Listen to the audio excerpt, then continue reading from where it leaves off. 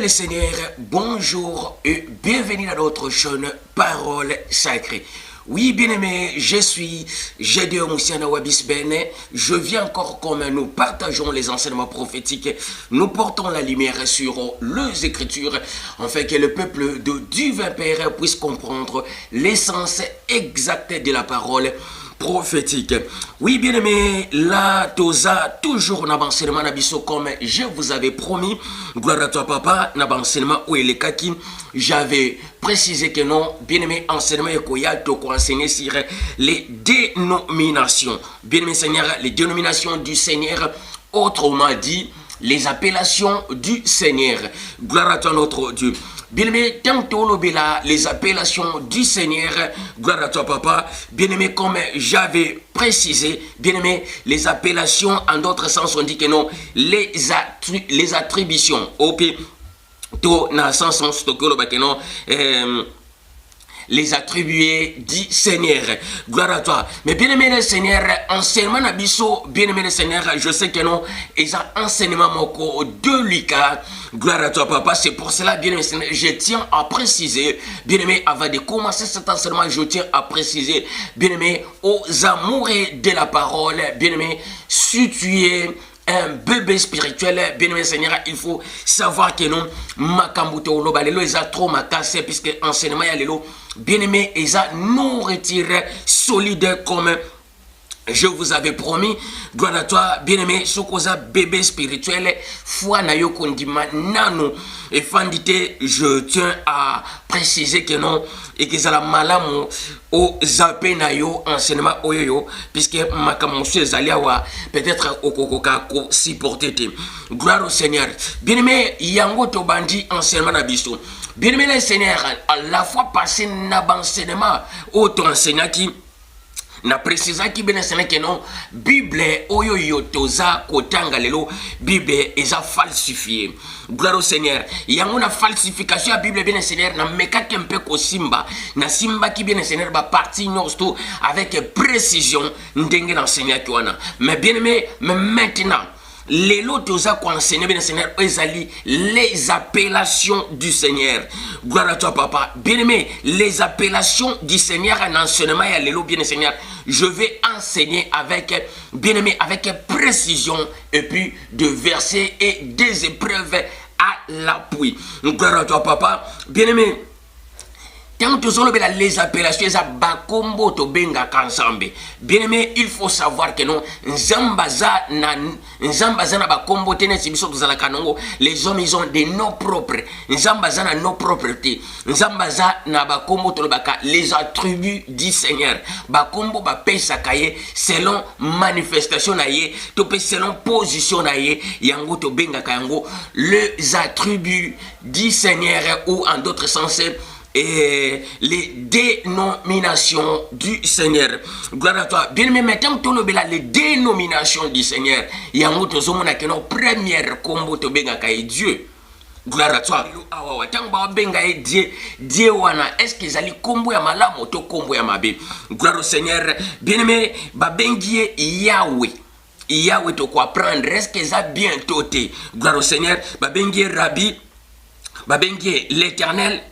Babengie Jésus-Christ et puis babengie Shiloh, babengie Emmanuel, ba musulman babengie Issa et puis les jovistes babengie Jova. Bien aimé, mais maintenant bien Seigneur pour tout bandako décortiquer bien Seigneur enseignement ya lelo. Bien aimé, ce que tu ma commune à livre, il y a 2 Thessaloniciens chapitre 2 verset 4.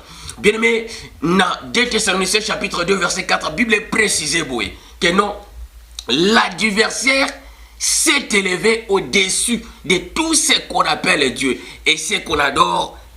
Il doit s'asseoir dans le temple de Dieu et se proclamant lui-même Dieu. Gloire au Seigneur. Mais bien aimé Seigneur, tant que le 2 Thessaloniciens chapitre 2 verset 4. 2 Thessaloniciens chapitre 2 verset 4, bien aimé Seigneur, il faut savoir Eza et loko yese leka. Ndenge na précisa qui 2 Thessaloniciens chapitre 2 verset 4. Ezolobela bien aimé événement ya par rapport bien Seigneur que non au temple ya Jérusalem ezala qui détruit. avant temple à Jérusalem ils allaient détruire. C'est par là que non, bien aimé, prophétie où il y a 2 Thessaloniciens chapitre 2 verset 4 ils allaient qui accomplir, puisque c'est par là que événement wana et c'est pas ça qui gloire à toi tout ça quoi avancer. Bien aimé, mais maintenant na 2 Thessaloniciens chapitre 2 verset 4 et précisé oui. Bien aimé, l'adversaire qui s'est élevé au-dessus de tout ce qu'on appelle Dieu, virgule, n'a que kunate. Mais comme notre thème ou notre sujet du jour à bien Seigneur, notre enseignement, il y a le dénomination ou les appellations du Seigneur, en d'autres sens, gloire au Seigneur, na lingala ndeto baka bakombo ya nzambe. Gloire à toi, papa. Bien aimé, to benga ke Dieu. Gloire au Seigneur. Babengi est Dieu. Ben maintenant, bien Seigneur, tant babengi est Dieu. Bien aimé, d'où vient les noms de Dieu? Les noms de Dieu, bien Seigneur, ezali, bien aimé Seigneur, uniquement que non, modification topé, bien Seigneur, au contraire, il y a combo, il y a divinité. Or, au lieu d'employer divin, bien aimé, mais babengi est Dieu. Combo ya Dieu et où tu appuies. Bien aimé, il faut savoir que combo, tant bazo benga Dieu. Et ça, combo moko malamote. Gloire au Seigneur. Pour Yango Moni n'a précisé déjà. Avant, bien aimé to banda, n'a précisé, bien aimé Seigneur, que toutes les appellations, au nyos tout yebi, babenga kaye Elohim, babenga kaye Rabbi, bien aimé, nyos tout est ça faux. Par rapport à quoi? Par rapport à 2 Thessaloniciens, chapitre 2, verset 4. Gloire au Seigneur. Bien aimé, tout ça pour avancer. Bien-aimé, non, bien-aimé Seigneur, les plus cités, les noms les plus adorés, les noms les plus enseignés. Bien-aimé, là, c'est les noms que tout le monde savait. Bien-aimé, on a précisé déjà dès le départ que non, enseignement, il y a les lots et un peu efficace.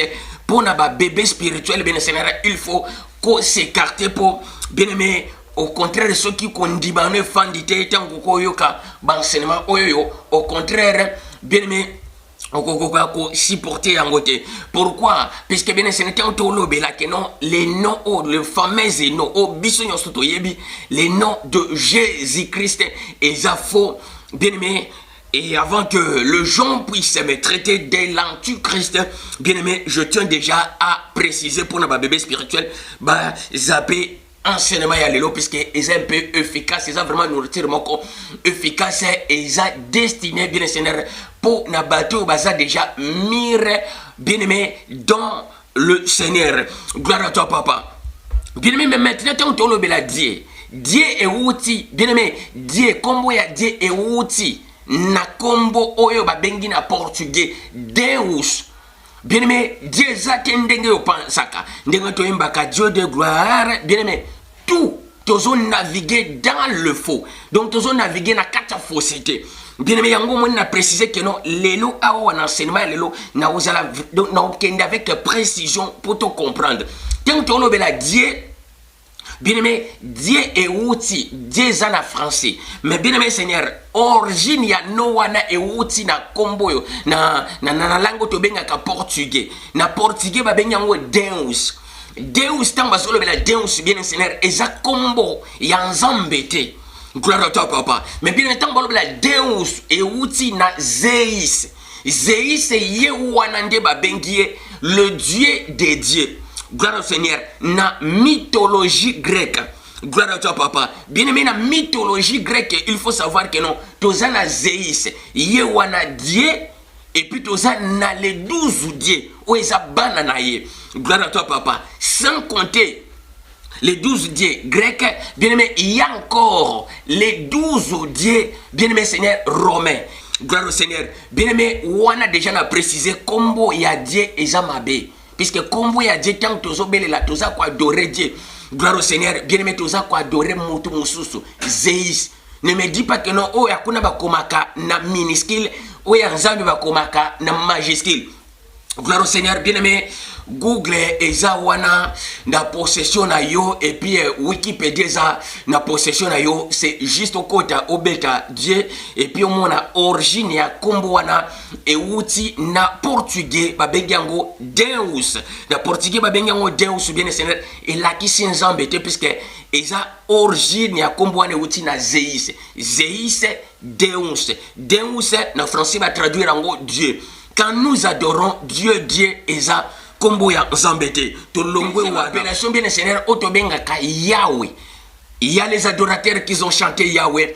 Il y a bien Seigneur des enseignements bato bateya Yahweh bien Seigneur. Tant que zolo bela Yahweh bien Seigneur na zomo na déjà que non YAHWE. Gloire au Seigneur. Na abréviation nango ba abréviaka Yahweh bien Seigneur na YHWH. Gloire au Seigneur, bien-aimé, toujours continuer. Bien-aimé, tango bazo benga Yahweh.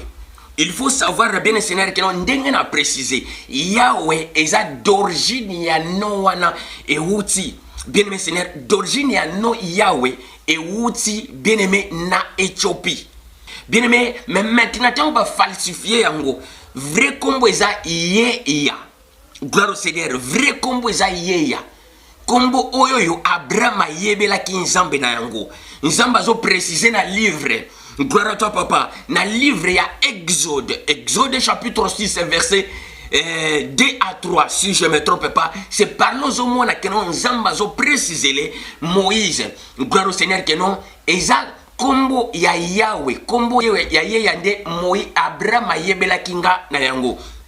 Gloire à toi papa, je répète, bien aimé, tant que l'on Yahweh est un faux combo, ou est la falsification, il y a combo ya Yeya. Bien aimé Seigneur, pourquoi? Puisque combo ya Yahweh nde Abraham, bah comment que non combo ya Yahweh, yangwende combo yo, Nzambe, ami moni samaki et pas ya Abraham, na combo ya Yahweh. Gloire au Seigneur, mais bien aimé Seigneur, or c'est faux. Vrai combo est ça Yeya. Les Yeya, bien aimé Seigneur, va modifier ou va commission Yahweh. Mais bien aimé Seigneur, mais maintenant, total, à toi, bien aimé, les noms c'est Yeya. Yeya, bien aimé Seigneur, Y-E-H-A. Yeya. Eza na no auto babengi guess. Na langue guess, bien aimé Seigneur, eza Yeya. Bango va traduire en gros Yahweh. Mais maintenant, au moins, abréviation en gros, ezali na sud-arabique. Eza lokola Y0-HW. Gloire à toi papa. Eza wana bien Seigneur donc vrai combo yango yo. Gloire au Seigneur, vrai combo yango wana bien Seigneur yango na précisé Y-E-H-A Yeya ba traduire yango Yahweh.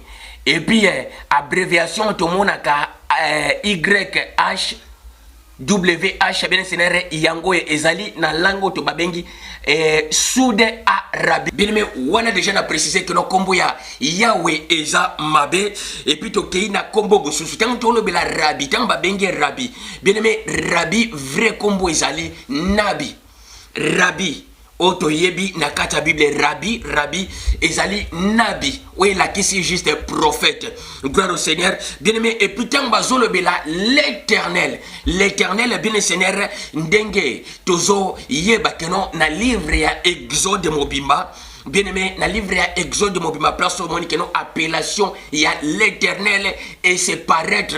Gloire à toi papa, puisque bien-aimé, il faut savoir que non appellation à l'éternel ezali paternel, non l'éternel. Bien-aimé, yango moni na précisé. Bien-aimé, tant que benga l'éternel ezali paternel.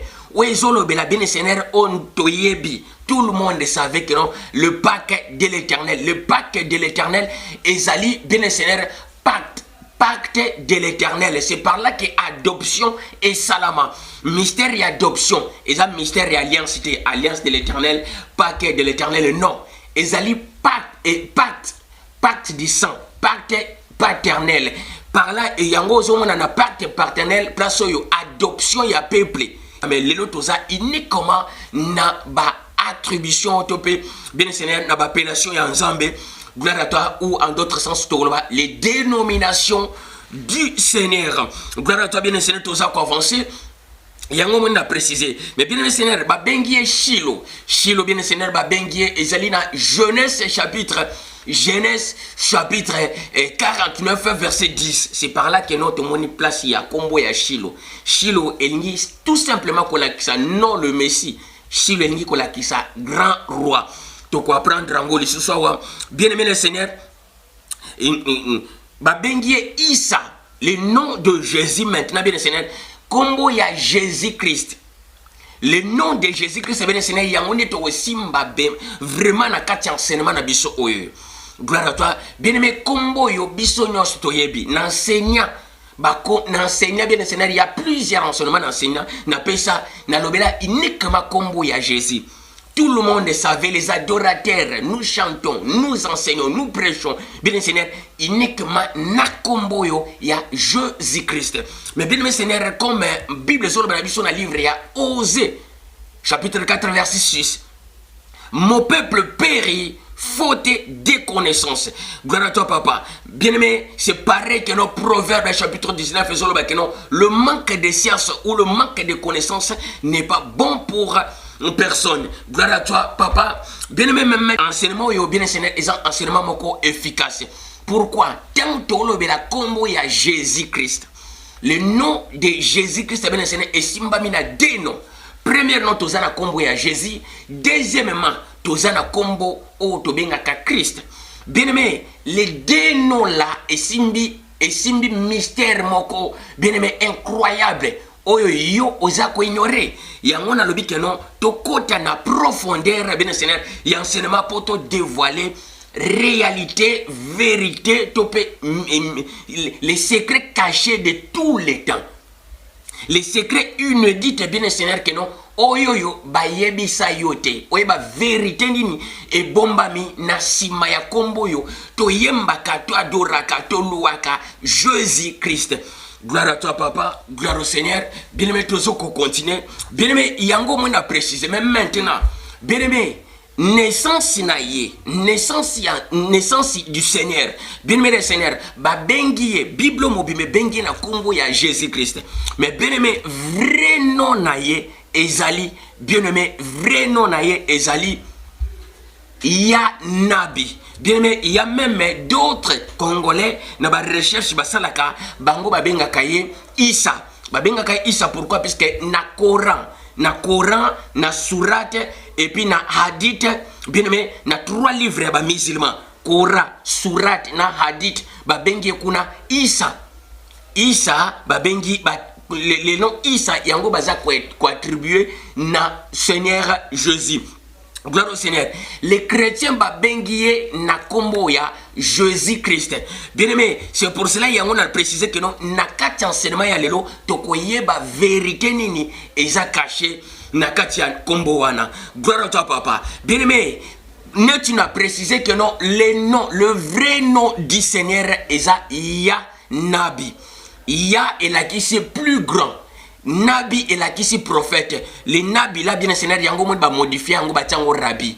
Au monde a bien ba benga rabbi na kati ya nino yo. Eza nabi c'est qui signifie que nos prophètes bien aimé yango na bi que non lelo na ko préciser avec des versets à l'appui pour te comprendre que non bien aimé nyosto to yeba ki wana bien aimé to na to za ko naviguer to bande ko naviguer dans le faux. Gloire au Seigneur. Comme je dis souvent, comme l'habitude ou coutume, je dis, bien Seigneur, j'ai l'habitude de dire que non, les enseignements prophétiques font toujours la différence. Gloire à toi, papa. Bien aimé, mais maintenant, quand on a Jésus-Christ, il faut savoir que non, bien Seigneur, que non, combo ba tribu, à tope combo, appellation ba pesa Seigneur. Et ça non y a été. Et ça déno oye bombi mystère oyo yo oza ignorant na yango. Gloire au Seigneur. Combo déjà, il y a Jésus et Yenasima. Le premier nom où existaki ezali Christ. Gloire au Seigneur. Na Christ, bien aimé Seigneur, le nom Christ, bien aimé, yango na précisé vous tant tozolo bela. Combo, il y a Jésus-Christ.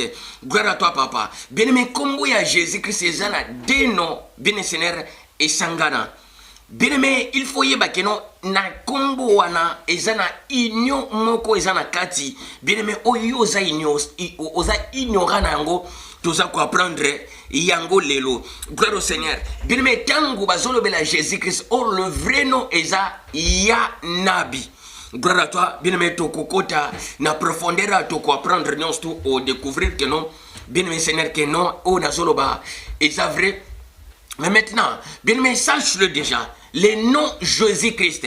Première combo existe qui liboso sans ota naya na quand est-ce que lettre J qui existait bien aimé combo ya liboso existe qui ezali combo ya Christ combo ya Christ bien Seigneur se parler au monde que nos place yo christianisme et bima christianisme bien Seigneur tant bolo la christianisme bien Seigneur ezali bien aimé religion oyo yo to bengi o ba bengaka mitra mythologie grecque bien Seigneur yango moni kano ba brevier yango ba tango mitra par rapport à Dieu mitra gloire au Seigneur mais maintenant bien aimé le Seigneur comment est-ce que maintenant que non mitra et s'est transformé na christianisme na retro ba bengi Arius bien le Seigneur a telemela Arius a telemela bien le Seigneur auto bengi trinité Arius a refusé doctrine et trinité alors que non bien aimé doctrine et trinité baza quoi adorer Zéus comme Dieu principal et puis baza quoi adorer les 12 bananaye comme aussi des dieux. Ah, c'est pour cela que non Arius a riposté alors que non jamais doctrine et trinité aza contre doctrine et trinité. Gloire à toi papa. Arius a télémeli yango aboyi que non bana bazala considérer le kolaba Dieu. Sache-le bien Seigneur, qu'est-ce qui se passe? Or, na religion autobengi, mitra, yango se transforma. Na christianisme, naza ko avancer, tout ça, naza ko ya. Gloire au Seigneur. Bien aimé, pourquoi? Puisque eza religieux bimeli na Égypte. Eza religieux bimeli na Égypte, bien Seigneur, comme coutume. Na Égypte, bien Seigneur, chaque pharaon, après sa mort, a considéré comme Dieu. Il faut pas attribuer pharaon, bien Seigneur, aux pyramide moko. Et ça, le la lié moko, bien Seigneur, sacré pour na pharaon ou ya koufi. Gloire à toi, papa. Et puis le pharaon ou na koufi, bien Seigneur, à cause de la, bien Seigneur, adoré, ba ko attribuer, ba ko pese kilt. À cause de la kilt na yé moko. C'est par là, bien Seigneur, pendant période où nous sommes non. Bien aimé, Nathan, n'époque ya Alexandrie. Mitre bimeli na seriwana. Bien aimé, mythologie grecque bimeli de source nango principale les Égypte. Gloire au Seigneur. Bien aimé, ba copier kaka doctrine Égypte. Bien aimé, yango ba latisi yango mitra. Puisque na mitra bien Seigneur, chaque roi na bango, chaque empereur après sa mort, a considéré le col à Dieu. Mais maintenant, tango sikoyo tango siko na religion na bango mitra. Gloire au Seigneur, na religion na bango mitra. Bien aimé, nous sommes vraiment doucement pour te comprendre, puisque aux enseignements le plus délicat, na enseignement nous tout enseignant pour boya ko qualifier ngate que non antichrist. Gloire au Seigneur, na ndenge mabe. Gloire à toi papa. Bien aimé, même maintenant, c'est par là que Arius Internet, on a bien vérifié ma cambona zoloba. Arius a refusé doctrine à Trinité. A formé doctrine na ye mosusu na Alexandrie. Babengiango arianisme. Arianisme, mais le Seigneur, pourquoi? Puisque etelemi, eza ko telemi la doctrine auto bengi mitra. Gloire au Seigneur. Bien aimé, mais maintenant, Antioche na Alexandrie, bien le Seigneur, confusion et côté. Bah c'est séparé. Gloire au Seigneur, par rapport à quoi bah c'est séparé puisque Arius a convaincre, le prêtre Arius a convaincre bien le Seigneur, bateau bazala qui na Alexandrie que non, doctrine oyo ezala qui en place c'est faux. Doctrine et Trinité eza mabé. Bien le Seigneur, alors comme polémique ezala qui mingi, c'est par l'ozo mona que non, Constantin a bengisaki. A bengisaki a convoqué qui bien le Seigneur a convoqué bien le Constantin a convoqué bien le Seigneur, ba prêtre baya. Gloire à toi papa. Bien aimé, Constantin a convoqué ba évêque que baya consul ya Nicée. Consul ya Nicée où s'est passé qui bien le Seigneur na l'an 325. Bien aimé, na Constantinople. Gloire à toi, papa. Mais bien aimé le Seigneur, c'est par là que Constantin a longola combo ya mitra apesa bien aimé le Seigneur religion wana na combo mitra ezi combo ya ngango chrisme. Gloire à toi, papa. Bande ko bengango chrisme. Bien aimé na grec ancien ba bengango Christo. K R E S T O S Christo. Gloire au Seigneur. Bien aimé, même maintenant, le Christo wana, christianisme, on y a péché, on va bien au chrisme. Et outi wapi. Bien aimé, tu fais un mystère ensemble pour comprendre. Place ni ya le côté de doctrine. Gloire à toi, papa.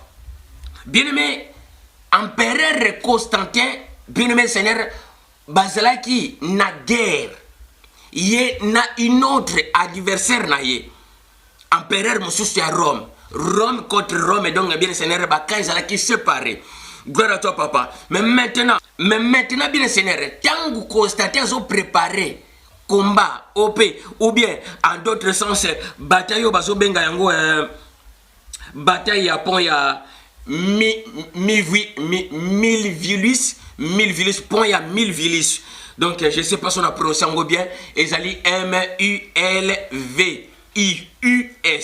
Gloire à toi, papa. Bien aimé, pendant que notre troupe à Constantin est fendue. Alors, Constantin s'est retiré de la troupe, bien Seigneur. C'est par là à quelque soit vision. À quelque moment, la vision, bien Seigneur, il y a croix. Croix yango amoni yango croix te normal ndenge croix za la kabwe. Mais croix na ezali na sous forme ya foi. Il y a foi et puis na signe moko ya pe mopanzi.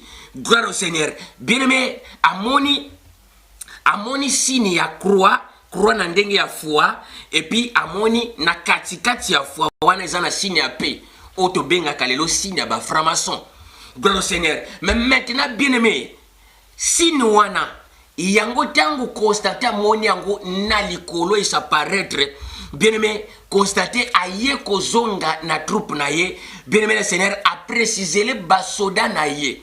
Bataillon na ye que non alobi na moni signe moko na likolo soki na réussir donc signe wane kokoma lokola signe principal ya religion na biso. Gloire au Seigneur. Mais maintenant c'est par là a changé bien le Seigneur a changé équipement complet ya basoda na ye.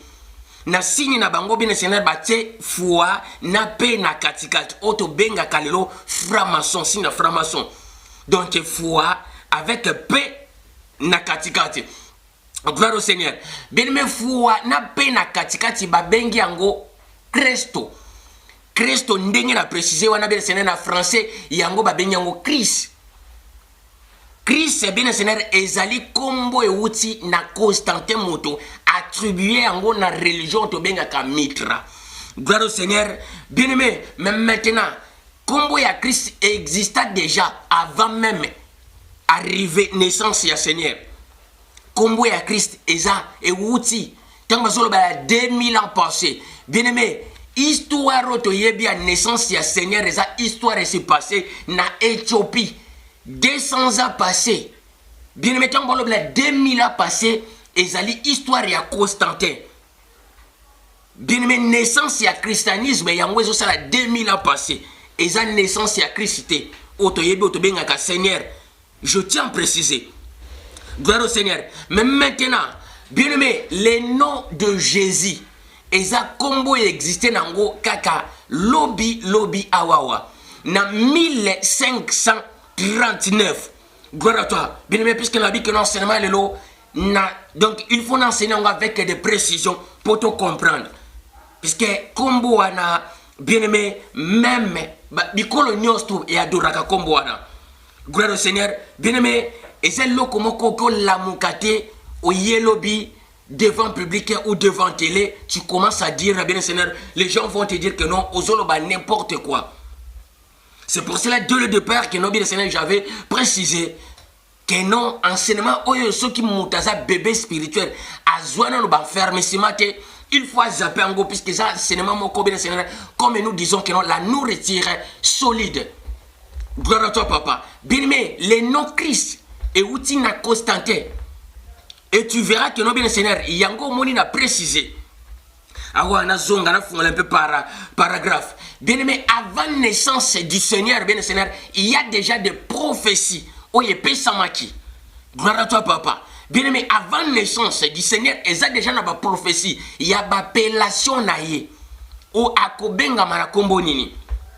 Bien aimé, tu benga qui est le roi des rois. Genèse chapitre 49, verset 10.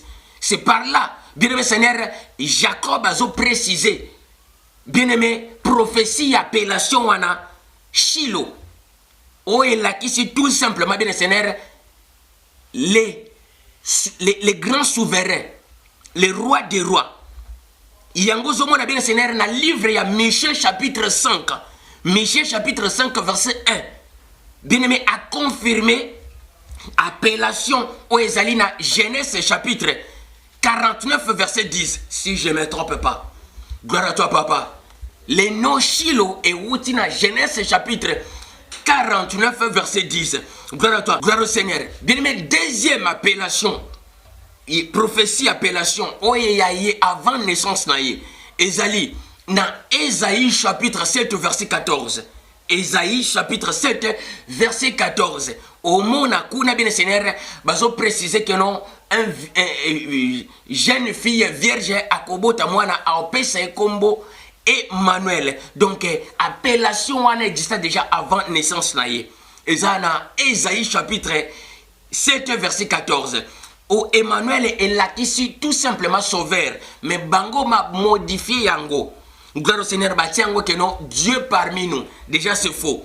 Gloire à toi, tout ça qu'on avancer. Bien aimé, même maintenant, troisième appellation, bien aimé Seigneur, Yango, na troisième prophétie, où Ezali, na Ésaïe, chapitre 9, verset 5, na Ésaïe, chapitre 9, verset 5, et c'est par là, Babengie na Bakombo ebele. Gloire au Seigneur, Babengie na Ésaïe, chapitre 5, verset Ésaïe chapitre 9, verset 5. C'est par là, Babengie, bien-aimé le Seigneur, Babengie admirateur, Babengie conseiller, Babengie Père éternel, et puis, bien-aimé Seigneur, Babengie Bakombo Bisoto Yebi, Dieu tout-puissant, le divin tout-puissant, va traduire en mona Dieu tout-puissant. Gloire à toi, papa. Mais bien-aimé Yango Moni a précisé. Mais maintenant, bien-aimé Bakombo Bisoto Yebeli. Iye o ba benga kaye nango oyo to benga kaye lelo bien aimé Seigneur ezaba kombo moko ezalaki déjà avant naissance naye les noms o bazo benga Jésus bien aimé oyo ezaki non ange aye abimeli Marie na sana livre ya Luc chapitre 1 bien aimé apparition ya ange bien aimé Seigneur devant Marie eza ange te ezali que non Jean-Baptiste yende moto batinda kiye bien même maintenant son abina simba nyos to na bando détaillé enseignement ko kendata 2 heures de temps yango zona nazo kende boye gloire à toi papa na zongi bien même Seigneur une explication ya Jésus Christ na senso biso to yebeli oyoana comme non ya Christ existait déjà avant non ya Jésus. D'où vient maintenant le nom de Jésus? Le nom de Jésus bien Seigneur est outil na moto to bengi inasio lo yele. Gloire à ta papa. Bien aimé, premier nom ezakuna na Grèce kuna na Constantinople. Et bimeli na première consigne de Nice. Gloire au Seigneur. Mais deuxième nom bimeli na Pays Basque awa en Espagne. Bien aimé, puisque l'habitant on enseignera bloc, il faut enseigner avec précision. Bien aimé, deuxième non et bimeli awawa na Pays Basque. Nani aza fondateur ya kombo wana. Fondateur ya kombo wana eza Ignacio Loyola. Ignacio Loyola bien Seigneur yewana bien me aza moto ya Pays Basque na Espagne. Yende moto bien Seigneur après blessure mortelle na ye. Pendant temps ya bandaki ko fana na ndako bien me abandi maintenant comprendre ba dogme sacré. Gloire au Seigneur. Yango moni bien Seigneur ndenge na préciser que non Bible kala babande ko benga yango dogme sacré. Mais lele comme sainte Bible ou Bible. Gloire à toi papa yango na baki tout est faux. les dogmes sacrés, les anciens dogmes sacrés. Il y a comment les non Ancien Testament. Les nouveaux dogmes sacrés. Il y a comment les Nouvelle Alliance. Tu vois, donc, modifier Babylone qu'on a tout. Or, oyo ezali ba dogme sacré ndezali aor. Vrai nom na yango ezali ba dogme sacré. To songi na kati enseignement. Bien aimé yango na préciser boye. Combo ya Jésus et bimeli na Espagne, na pays basque. Fondateur ya combo wana eza Ignacio Loyola. Na année nini na 1539. Bien aimé, c'est par là que Ignacio Sala a formé groupe religieux na ye. Apesi yango combo. Bien aimé, na combo il y a Compagnie de Jésus.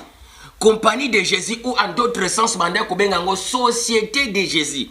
Bien aimé, tous les Européens bayebi makambo nazo précisé. Uniquement bien les Seigneur, les Africains sont ignorants. Yango zomo na Bible zo préciser les bisous na livre ya Osée chapitre 4 verset 6 que mon peuple périt faute de connaissance. Gloire à toi papa, bien les Seigneur tous à quoi avancer. Bien aimé, mais maintenant yango zomo na bien les Seigneur religion na bango. Ezalaki na ba histoire te. Mais qu'est-ce qui se passe bien les Seigneur? C'est pendant temps oyo bien les Seigneur que non. Bien aimé, pendant temps oyo moni que non première guerre babanda kozwa ba histoire ya religion ya Congo pendant temps ya première guerre oyo moni guerre ya Mbanza Congo.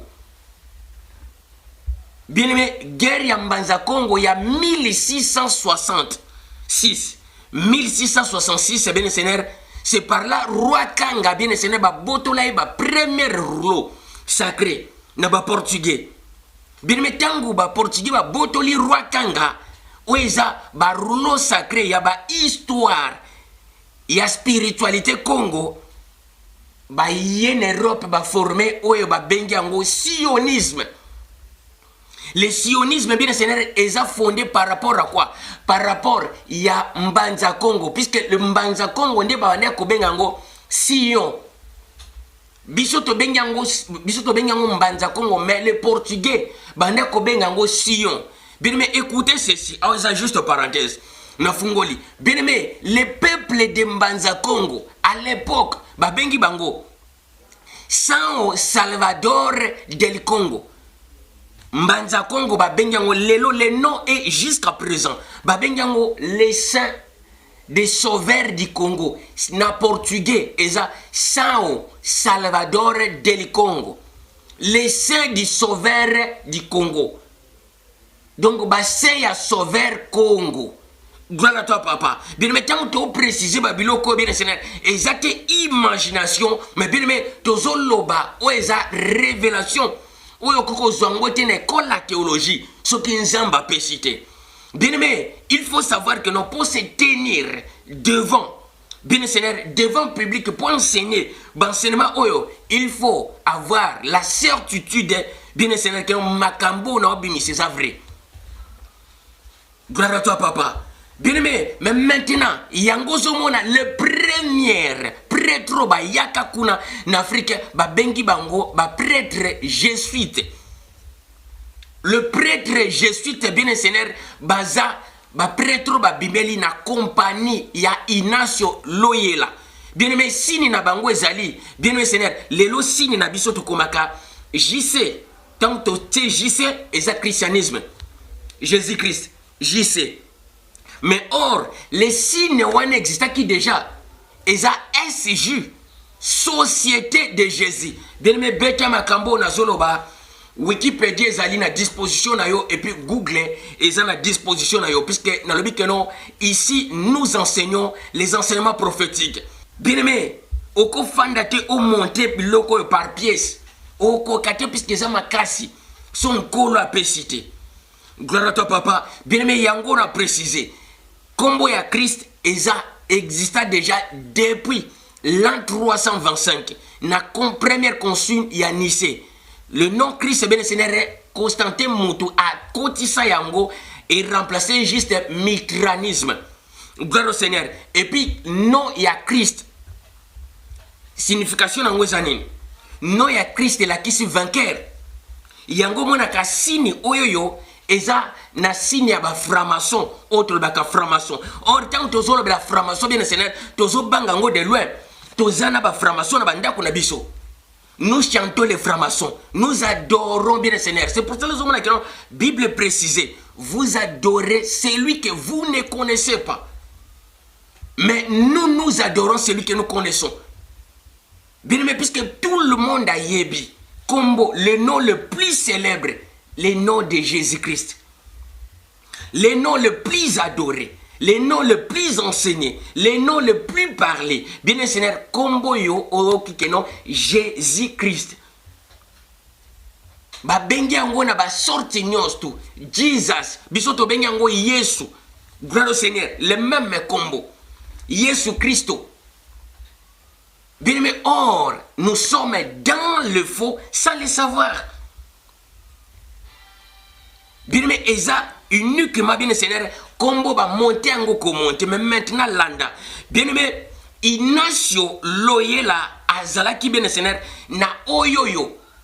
Bien aimé, Ignacio Azana a formé mouvement religieux na ye. Oba benyango société de Jésus. À d'autres sens, on va venir en compagnie de Jésus. Gloire au Seigneur. Mais maintenant, bien aimé, or, le christianisme existait déjà. Le christianisme maintenant, bien Seigneur, va y contacter Ignacio Loyola pour introduire, bien Seigneur, société de Jésus. Mouvement religieux à Ignacio, na kati, il y a religion à Bango. Gloire à toi, papa. Bien aimé, c'est par là, tant que moni. Gloire au Seigneur. Bien-aimé, on a précisé que non, bien-aimé, le nom, il y a Christ, exista déjà depuis l'an 325. Gloire au Seigneur, la première consul, il y a Nice. Bien-aimé, Moutapesa or de Nice, que non, va remplacer combo, il y a Christ, bien Seigneur, na Mitra. Mitra, bien Seigneur, va Longoli, va Combo. Bien-aimé, oh, il y a Christ, il y a Christo. Bâtir na religion mitra et comme chrisme bien aimé avec comme christianisme donc avant il s'appelait chrisme. Gloire au Seigneur. Mais bien aimé Seigneur, le nom de Jésus bien Seigneur eza combo fondateur mukolo combo wana eza Ignacio Loyola. Le nom wana bien Seigneur eza combo Ignacio apesa bien aimé il y a mouvement naie. Mouvement religieux au Ignacio Loyola, bien Seigneur, espagnol, il y a Pays Basque, il y a Moutapesa Kombowana. Et puis, ba prêtre, nous ba bimela na mouvement na ye, ba bengi bango, le prêtre jésuite. Le premier bateau missionnaire, bien Seigneur, au Ebaneko qui est en Afrique, ezali ba jésuite. Gloire à toi, papa. Les jésuites, c'est bien Seigneur, bangonde baza bato liboso. Il y a comme ça la descente qu'on a bien Seigneur en Afrique pour ba mema. Oezali doctrine na bango. Gloire au Seigneur, ndenge na précisé. Bien aimé, les noms otoyebi, Jésus-Christ est faux. Avec des preuves, ndenge na précisé, on a bien Seigneur vérifié. Ce que nous avons aujourd'hui comme religion est faux. Tout est faux. Bien aimé, il y a que de fausseté ici. Pourquoi? Bien aimé, les étranges, ndenge na Seigneur qui n'a pas enseigné les kaki. Na lobi que non, eza selon volonté ya Nzambe moko.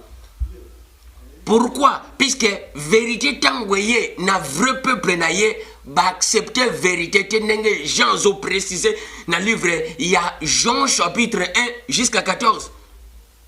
La parole se fait chair, il est venu vers ses siens et ses siens ne l'ont point reçu.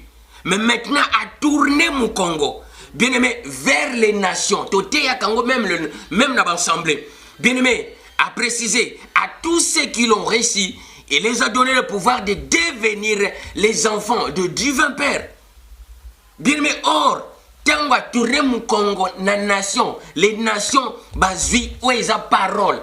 Bien aimé, basées parole en Zambie, bah modifier nyos tout, bah cotiser en la carte religion à Bango. Pourquoi? Puisque religion na bango eza religion moko et baneko manqué by histoire. Ils avaient juste des pratiques mais histoire ils allaient quitter. Mais maintenant, tant que nous quelque chose où ils sont différents à la religion na bango, bien aimé, la religion le plus fort, bien aimé, religion dominateur à récupérer wana et pas faible, à côté c'est pas naïe.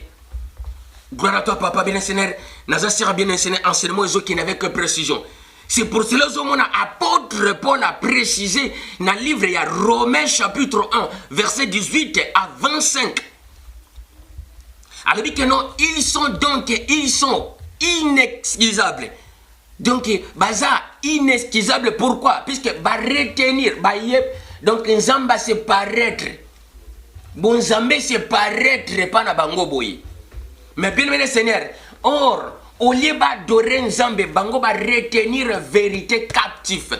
Gloire à toi, papa. Bien aimé, va retenir vérité captif, bien aimé Seigneur, va changer. Oisa loi ya Nzambe na mensonge. Ba longoli oisa ba combo ya Nzambe, bango va placer ba combo ya batu, bien aimé Seigneur. Au lieu d'adorer Romains chapitre 1, verset 18 à 25. Tanga, on comprend ma cambo dans le bas. Au lieu d'adorer le créateur, et ils ont préféré d'adorer le créature. Bateau Nzamba Sala, Dieu, Zeus. Gloire à toi, papa. Tant que tu as la Christ, bien aimé Seigneur, tu as tombé toujours, na Constantin. Tant que tu as la Jésus, tu as tombé, na Ignacio Loyola. Bien aimé, tu vois, ils ont placé des choses. Ba longoli ba vrai nom, ba kotisi ba kombo na bango pona honneur ya batu na bango. Les noms si tu le bagon trop, les noms d'Abraham, son nom. Or, au contraire, son nom ce n'est pas Abraham. Le vrai nom c'était Abreya. Le nom d'Abraham est Youtin Abraham Lincoln, 16e président des États-Unis. Pourquoi attribuer Komboana? Puisque Abraham Lincoln yépé après 400 ans, il y a des esclaves noirs aux États-Unis. Tant que bango abolir la loi et esclavagisme bien Seigneur aux États-Unis après 400 ans.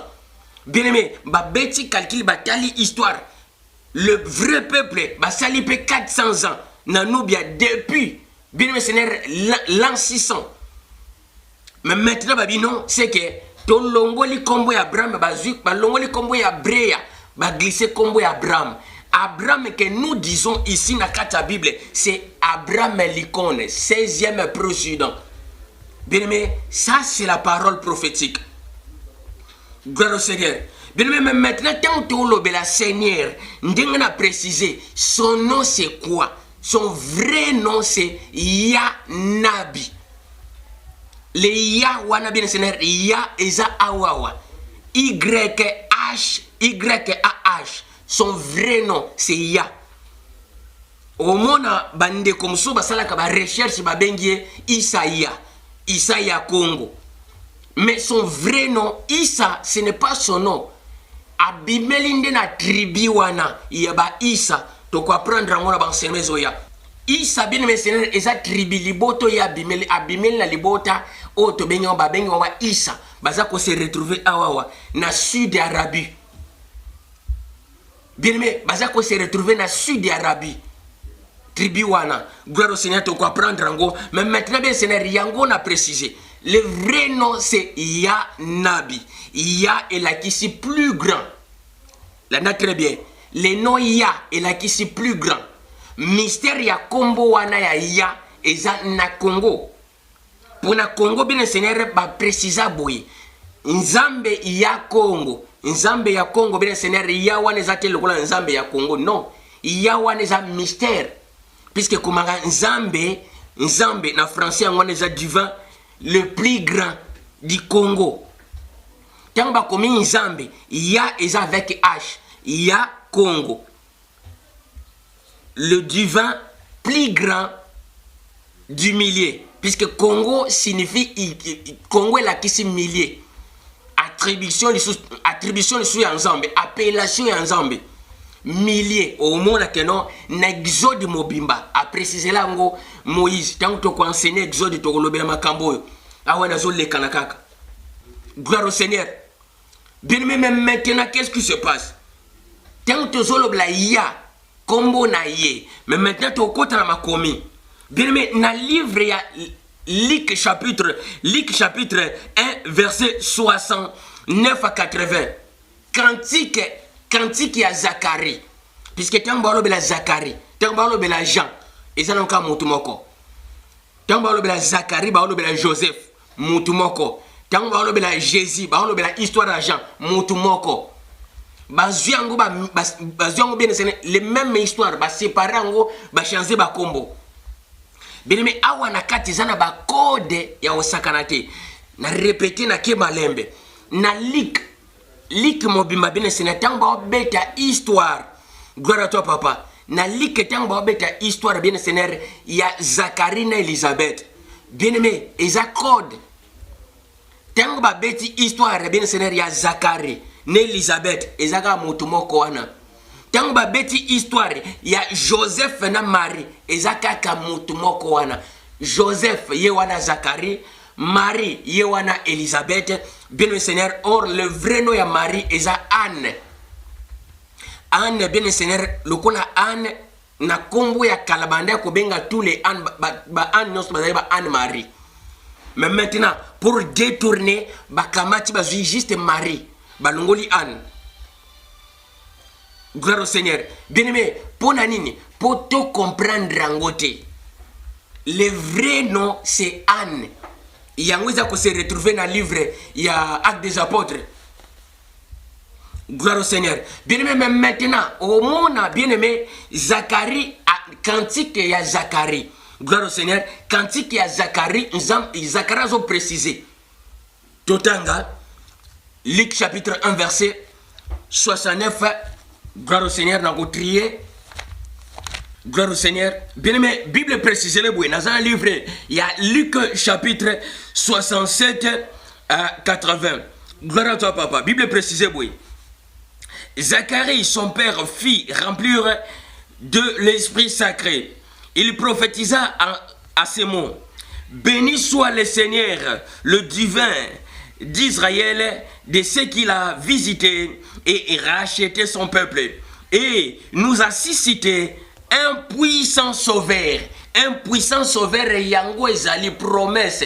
Il y a Ésaïe chapitre 7 verset 14.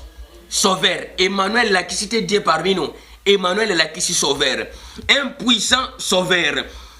Comme il avait annoncé par la bouche de ses saints prophètes au temps ancien, un sauveur qui un sauveur qui nous délivrera de nos ennemis et de la main de tous ceux qui nous haïssent.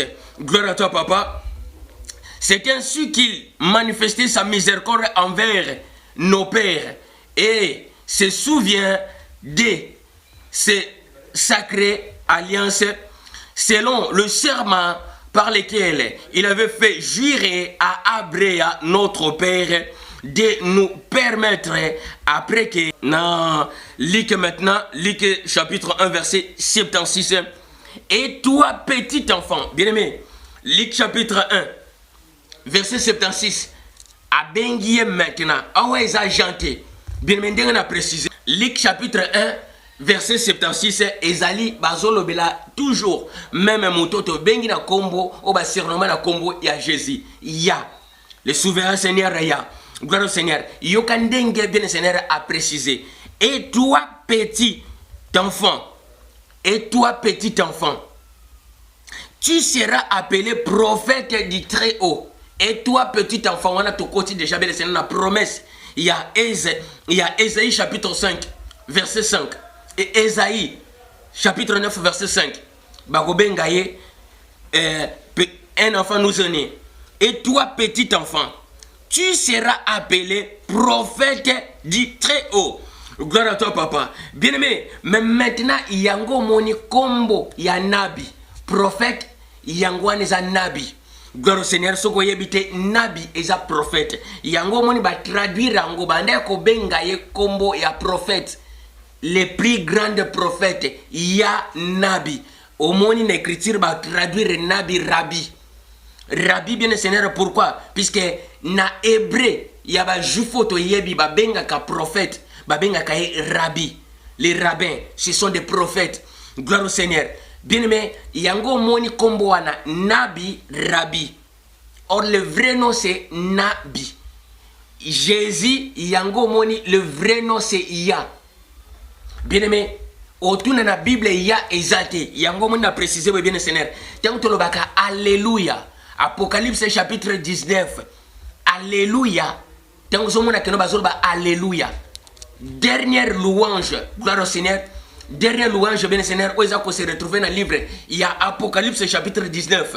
2, 3, 4 et puis 6. Bien aimé, au moins la dernière louange, Nathan, au babenya, on attend ya centenaire. Bien aimé, batubazo ganga, alléluia, eza alléluia. Bakangisa yango bien Seigneur, lokola code. Gloire au Seigneur.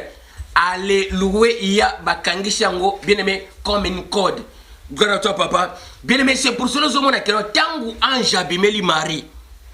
Bien aimé, ange abimeli Marie, bien aimé Seigneur, na toujours dans le livre, il y a Luc, gloire à toi papa, gloire au Seigneur. Bien aimé, tant que ange abimeli Marie, oyo vrai combo ezali Anne.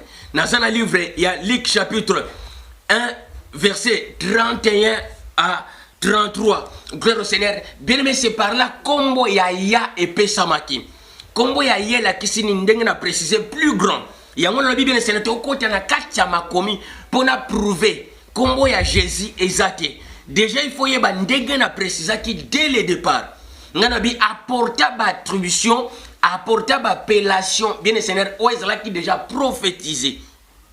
Gloire au Seigneur. Apporta toutes les appellations au Seigneur apporta bien le Seigneur et ça déjà prophétisé. Mais maintenant, bien aimé, les fameux noms, le célèbre nom, il y a Jésus-Christ. Jésus, na Christ existati à la Bible. Ba modifier puis ba changer. Mais maintenant, ndenge na préciser, il y a et la ici. Bien aimé, Jésus la kisinin. Signification il y a Jésus la kisinin.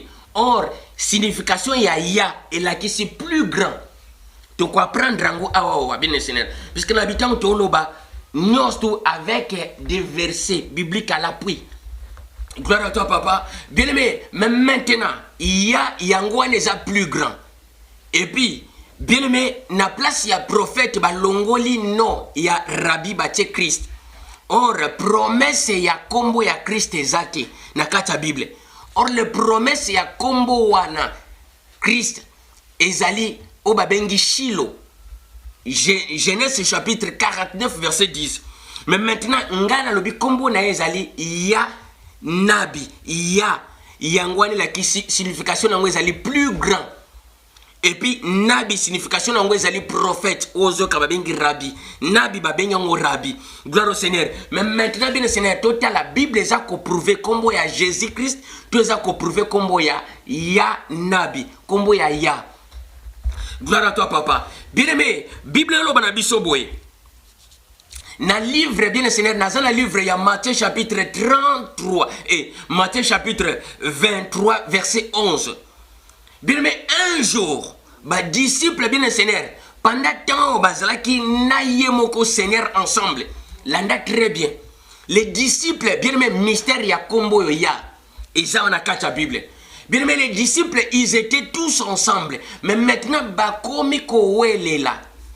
Qui parmi nous est le plus grand? Nakati Nabiso Nanaza le plus grand. Nakati Nabiso 12 Nanaza le plus grand que les autres. Mais maintenant, bien aimé le Seigneur, Yangozo Mona Kenon, le Seigneur a précisé, oui. Le plus grand parmi Bino Nyosto, il faut accepter à la serviteur na Bino Nyosto. Gloire à toi, papa. Matthieu chapitre 23, verset 11. Le plus grand, Oya Lingi Azala, plus grand. Mystère Yaya, Kombo Yaya. Y-A-H. Le souverain Seigneur Yaya. Gloire à toi, papa. Bien-aimé, le plus, Oya Lingi Azala, plus grand, Nabino Nyosto, il faut un dima. Kozala, serviteur de tous. Gloire au Seigneur.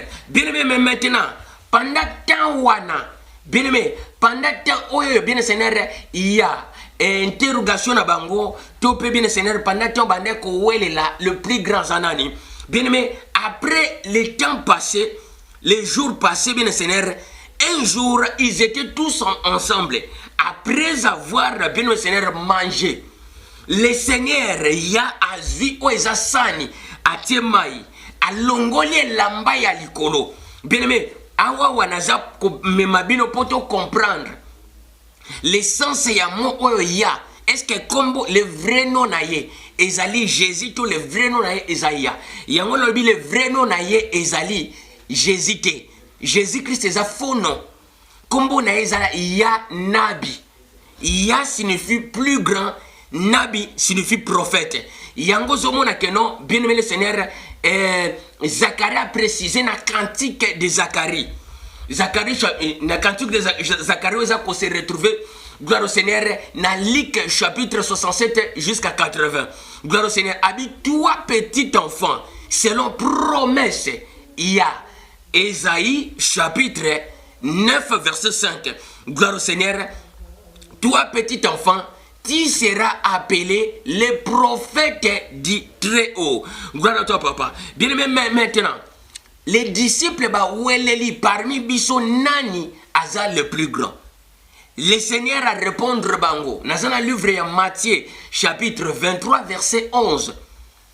Celui qui veut être plus grand parmi vous, il faut accepter Azala, serviteur de tous. Gloire à toi, papa. Mais maintenant, bien Seigneur, tous avons avancé. Bien aimé, un jour, les jours passés, gloire au Seigneur, bien aimé, le Seigneur voulait tout simplement lui donner une leçon. Dans un livre, il y a Jean chapitre 13, verset 4 à 15. Bien aimé, selon question à Bango, Jean chapitre 13, verset 4 à 15. Selon question à Bango, qui parmi vous, qui parmi nous a le plus grand?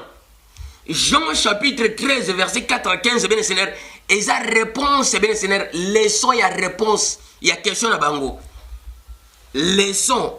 Il y a question à Bango Batunaki où ils ont se retrouvé dans Matthieu chapitre 23 verset 11. Réponse Nango. Matthieu chapitre 23 verset 11. Question wana qui parmi nous est le plus grand? Réponse Nango Ezali qu'on se retrouvé dans le livre. Il y a Jean chapitre 13 verset 4 à 15. C'est par là bien le Seigneur a joué Sani Yamai. Bien aimé. Abandi alongoli bien Seigneur et lamba likola bandi ko sukola ba disciple naye makolo comme un serviteur. Gloire au Seigneur. Pourquoi? Pour appeler sa bango bien Seigneur réponse il y a question na bango que parmi bino le plus grand c'est moi. Gloire à toi papa. Bien aimé nazo kende avec des précisions. Gloire à toi papa. Bien aimé, mais maintenant tanga bandi ko sukola ba disciple makolo. Bien aimé, Paul et Pierre a refusé yango. Acte wana, Pierre a refusé. Alors yo Seigneur sukolanga makolo. Mais non, il y a le soki na sukolio makolo te. Okozala jamais disciple nangai. Bien aimé, pourquoi? Puisque lui voulait tout simplement lui donner une leçon par rapport à la question batunaki. Qui parmi nous est le plus grand?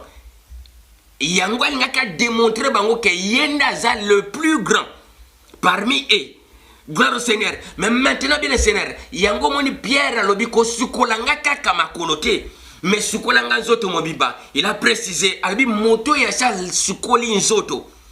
Azana besoin ko sukola isusu nzoto mobimba te. Aza juste na besoin ya ko sukola makolo pour nzoto mobimba ekoma propre. Pourquoi? Puisque parole, bien le Seigneur, parole les alliés, na symbole ya mayo eza ko purifier corps. Ça c'est une autre enseignement bien le Seigneur to monango. Mais maintenant, bien aimé, pour te comprendre comment on a précisé que non, il y a signifie plus grand. Bien aimé, Philippiens chapitre 2, gloire à toi papa. Philippiens chapitre 2 verset 9. Bien aimé, sans une version auto bengi, version ba bengi, Bible araméenne. Philippiens 2.9. Aussi version araméenne, bien Seigneur, Bible araméenne, gloire au Seigneur, bien aimé. Dans Philippiens verset 2.9, Philippiens 2.9, bien Seigneur, le Bible. Il a reçu les noms au-dessus de tout nom. Mais na Bible araméenne, il a reçu les noms le plus grand que tous les noms.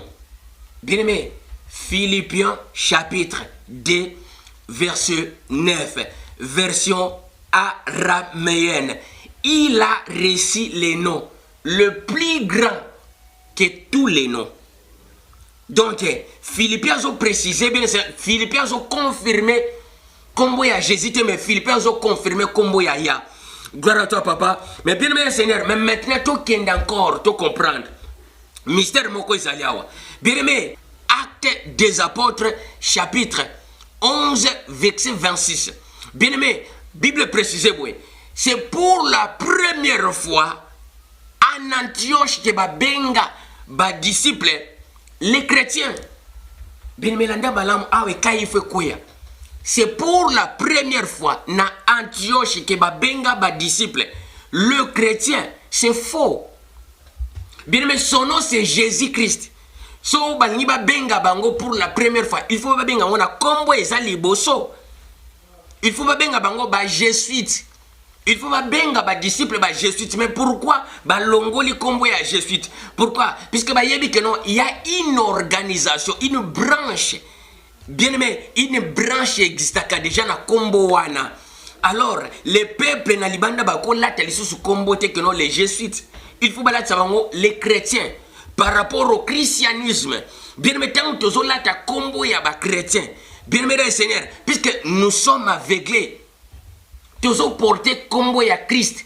Or, les Christ, bien Seigneur, les non-chrétiens, ils ont base, il y a franc-maçonnique. Christ, il y a une base, il y a franc-maçonnique, bien Seigneur. Sozo qui ma combo, bien Seigneur, il y a franc-maçon, ils ont porté combo ya chrétien. Bien mais nous sommes où? Bien mais confusion totale. Or, l'ande malamo, n'a vrai sens. C'est la première fois na Antioche que babenga bango ba chrétien. Ils ont Antioche té. Éthiopie va traduire en Antioche. C'est la première fois na Éthiopie yango babenga bango ba Yaman. Cette expression bien Seigneur au trouvango na munoko ya ba Rastafari. Le nom du Seigneur est loué. Bien Seigneur et pas ya bateau biso to benga ka ba païen. Or, les gens qui pensent que nous sommes dedans, bien aimé, bazana combo ya faux. Ceux qui sont dehors, bangonde batu bazako louer vrai nom du Seigneur. Ya. Bien aimé le Seigneur, nazako avancer une autre révélation. Bien aimé, mais maintenant vous déportez à Éthiopie salama. Bien aimé, déportez à Éthiopie salama par anglais, ba memi, bien aimé, les Rastafari en Amérique. Gloire au Seigneur. Bien aimé, lokola, ezali lokola slogan na bango, yaman, ya, jusqu'aujourd'hui, mutu ya zamani. Eza déformation. Normalement, c'est quoi? C'est mutu ya yaman. Yaman et comment zamane, mutu ya zamane. Gloire au Seigneur. Bien aimé, kuna na États-Unis, na Amérique, baoganga yaman. Bien aimé, c'est par là que les Américains, les a bien Seigneur appelés les dogman. Bien aimé, les dogman tant baloli yango ba komisango God, man of God. Les dogman est commis les man of God. Or le mot God bien Seigneur baloli yango na sens nango exact.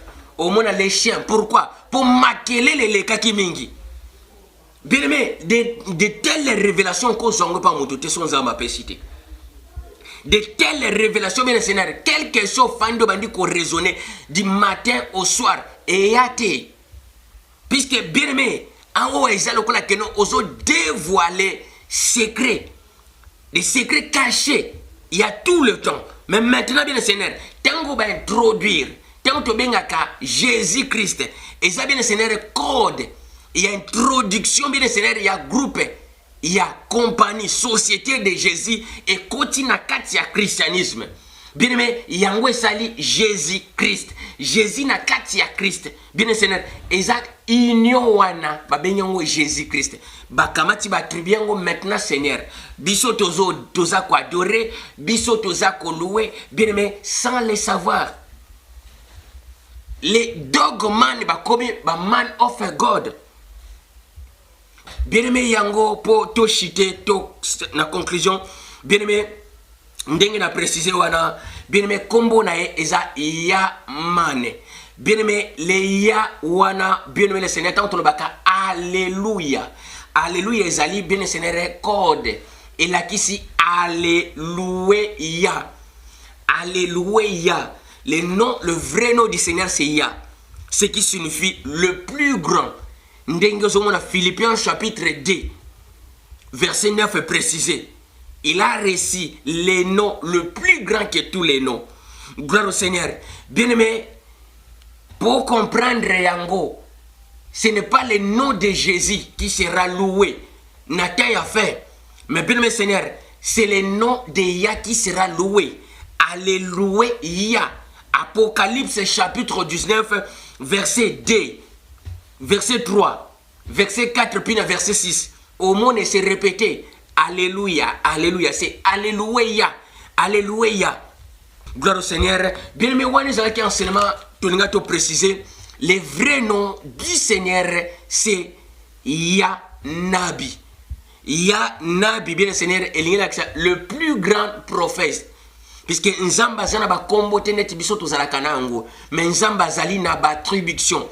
Donc bien aimé ba attribuer ba kombo, ba pesaye par rapport ya lo lenge azalina lo lenge azako se manifester. Gloire à toi papa.